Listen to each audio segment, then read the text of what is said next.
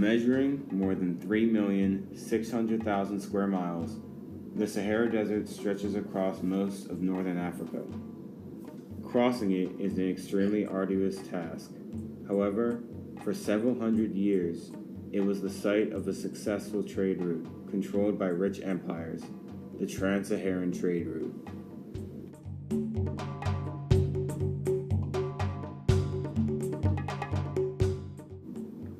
Establishing this trade route in the Saharan Desert was impossible until the invention of the camel saddle in the 5th century. Camels are the perfect animals for the desert. They can live without water for a week and without food for a month. Not needing to pack supplies for the camels allowed for merchants to have more space for storage, supplies, and trade items. Camels' feet are also adapted to the desert because they do not sink in the sand when walking. The invention of the camel saddle allowed merchants to take advantage of the camel in order to establish the trans-Saharan trade route. The traders who crossed the desert were called berbers. They were experienced men who knew how to handle camels and also knew where oases were located in the Sahara in order to be able to drink water and rest.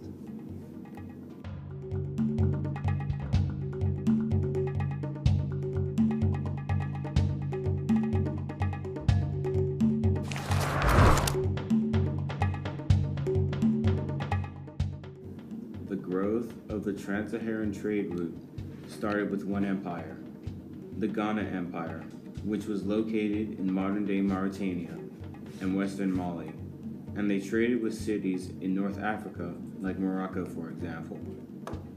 The main things that were traded were salt and gold. The Ghana Empire and almost all of West Africa was known for having a lot of gold mines in the region.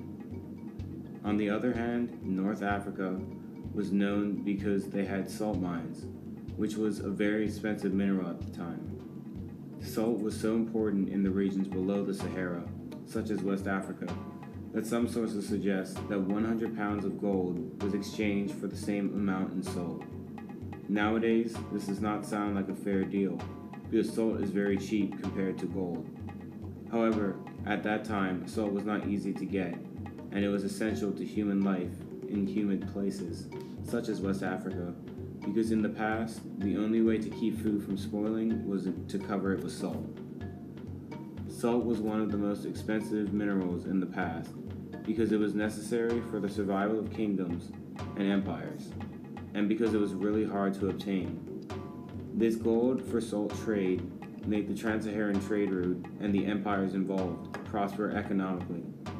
However, gold and salt were not the only things traded in this route. You could also find trade of spices, ivory, cola nuts, textiles, slaves, among many others.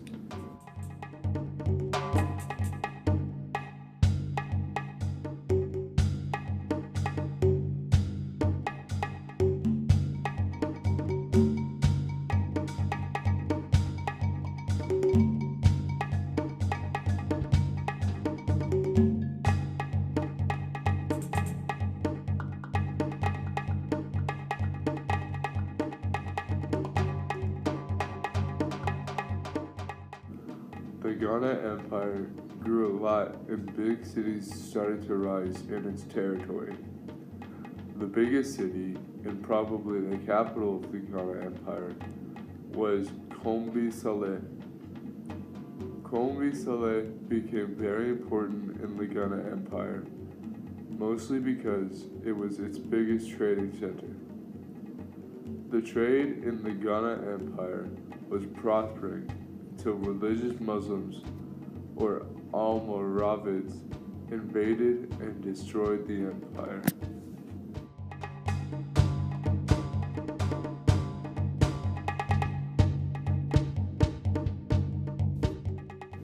After the fall of Ghana, another West African kingdom rose from the ashes.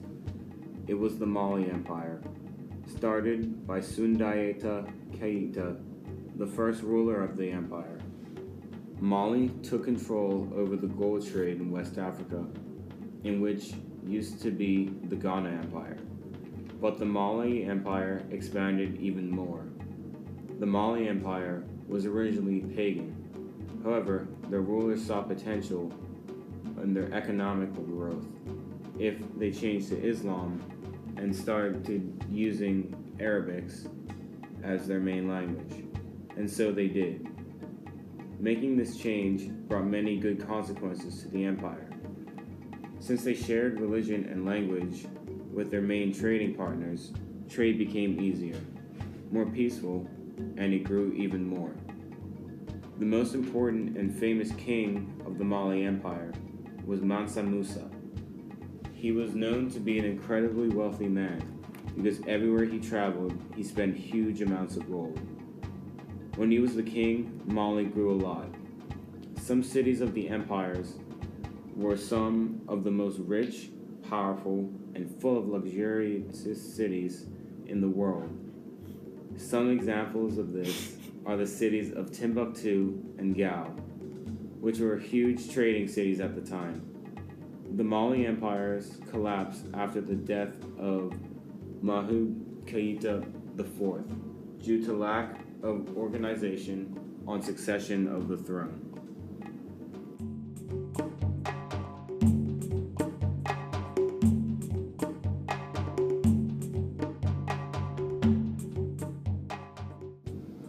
Once Mali collapsed, a new empire emerged in West Africa, the Songhai Empire. The Songhai Empire was the last and the greatest of the three West African empires.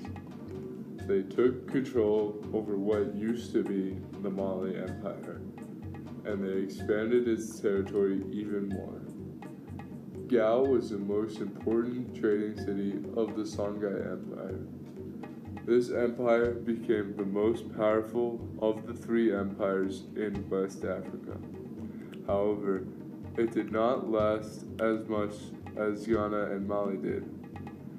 In 1582, the empire fell into some sort of civil war due to the bad leaders. Also, the Songhai Empire changed their main trading partner from the Arabic empires in North Africa to Portugal. This broke the relationship between the Songhai Empire and North African kingdoms.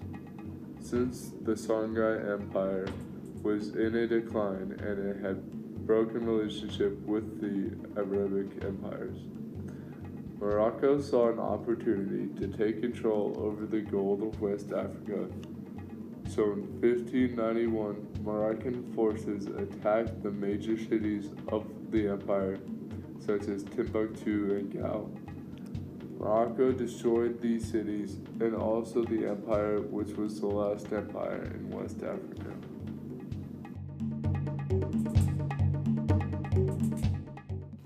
The creation of the trans-Saharan trade route was a major factor that led to the development of the West African region. This trade route allowed empires in West Africa to survive without having salt on its territory by exchanging it for gold, which they had plenty. On the other hand, the trade route allowed North African kingdoms to get gold out of salt, which they had more than they needed. Trade lets empires fulfill needs that they would not be able to fulfill on their own. Trade is always good for everyone involved because it allows them to get something that they need in exchange for something that they don't need. Trade is always a win-win situation.